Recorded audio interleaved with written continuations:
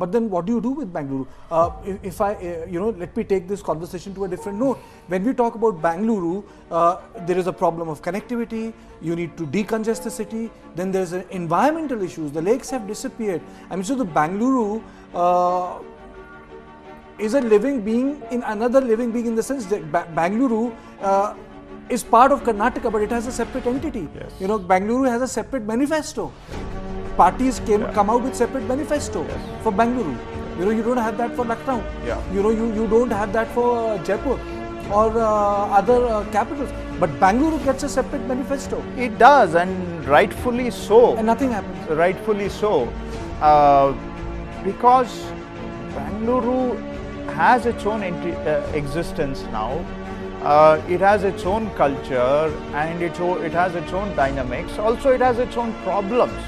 And oftentimes neglecting infrastructure, like it was done during the previous government, has a cascading effect, because somebody comes subsequently and you have to catch up with that.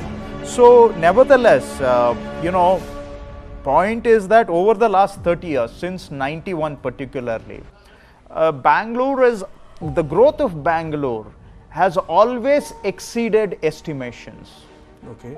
Right, you project for a 10% growth on a annual basis or a decadal basis, and it grows at twice or thrice that speed. Right, at every stage, future projections have fallen short to the realities. So it has compounded the problems here. But now I think there is enough understanding, at least in our government, that we really need to look at Bangalore's problems. Even when we were there in the previous tenure, you paid attention.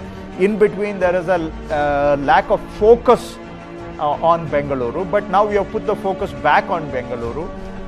Connectivity is a major issue, and we are looking at increasing the services of public transport. At the same time, we are also looking at catering to private transport as well, because you can't deny the right of people to private transport. We are not like Singapore, who can tax, impose a congestion tax. Absolutely. Or you can put a high premium on ownership of car itself. And parking. On parking. So we can't do that in a context and country like India. So we have to provide infrastructure for private transport, at the same time knowing very well that the solutions lie in public transport. So we are looking at a rapid expansion of metro, but moreover, even below the metro, we are looking at strengthening the bus transport, which caters to even people at the lower level. With the introduction of a guarantee like Shakti, which has enabled women to travel freely in our buses, the bus commuting has gone up. What does it mean? It brings more revenue to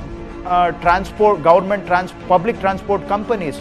So they will be, instead of loss-making enterprises, that bus transport companies are going to become profit-making entities. So they can buy more buses, they can upgrade their infrastructure, they can increase the number of buses, and also increase the reach of buses to more remote areas.